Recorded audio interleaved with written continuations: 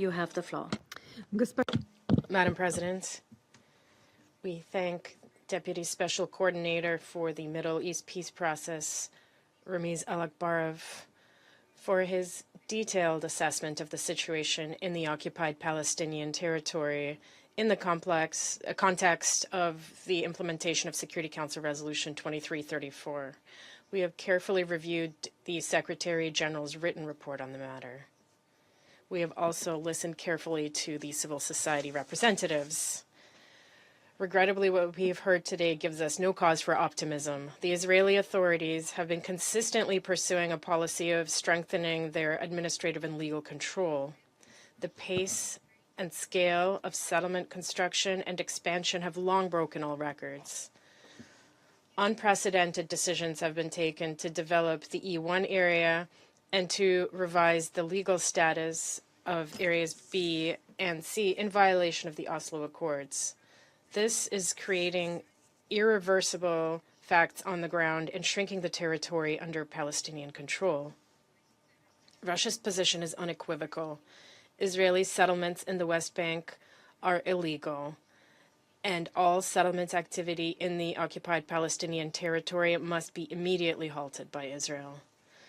We have already grown accustomed to reports confirming a grim reality.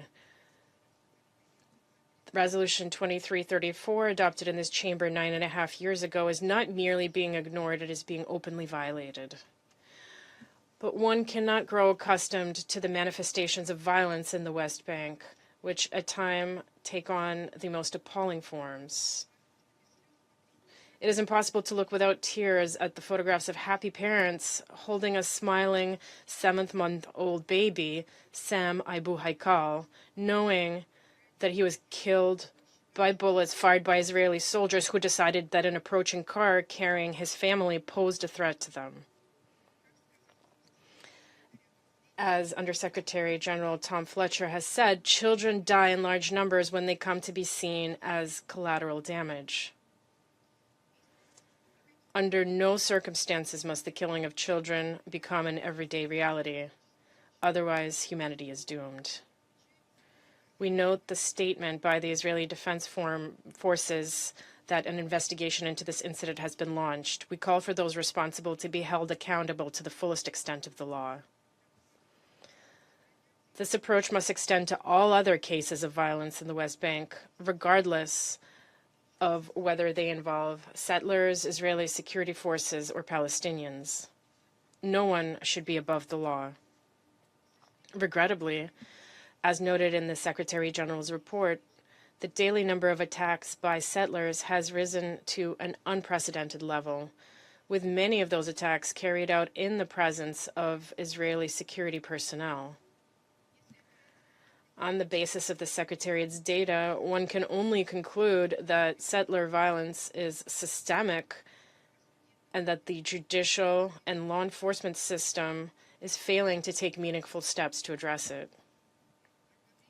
We also share the concern expressed by Antonio Guterres regarding the legislative measures expanding the grounds for the application of the death penalty in the West Bank. We call on the Israeli authorities to reconsider that decision. Madam President, the situation in Gaza is no better. The process of implementing the ceasefire agreement reached last October between Israel and Hamas continues to stall.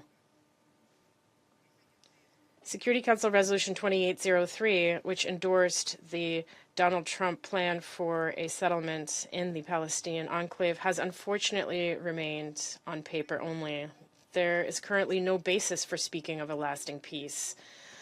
Reports continue to emerge of new Israeli Defense Forces operations in Gaza, resulting in ongoing civilian casualties. Reports of the arbitrary expansion of the territory under Israeli control are a cause of serious concern. Significant restrictions persist on the entry and delivery of humanitarian aid.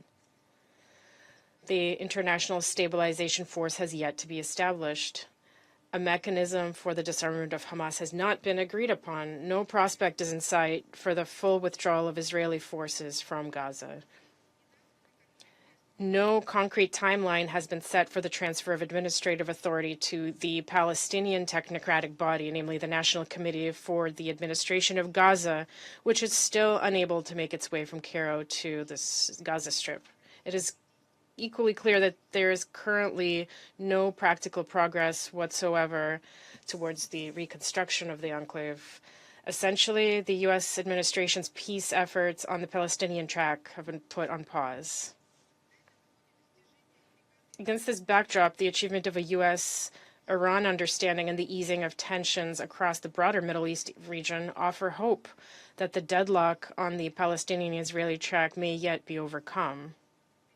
A negotiated solution is the only viable formula, as security concerns cannot be fully and legitimately addressed through military means alone.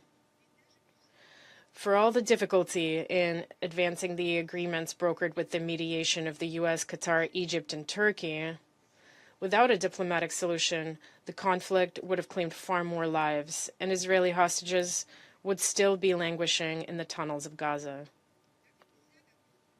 That said, one cannot simply settle for what has been achieved to date. Energetic efforts must continue to bring the parties closer together, building on the universally recognized international legal framework. We remain convinced that achieving a two-state solution to the Palestinian question is still possible. A comprehensive settlement of the Palestinian-Israeli conflict would guarantee lasting peace for all the peoples of the region, in which the state of Palestine, within the 1967 borders with its capital in East Jerusalem, would coexist in peace and security alongside Israel. Russia stands ready to fully contribute to international efforts aimed at achieving such an outcome. I thank you for your attention.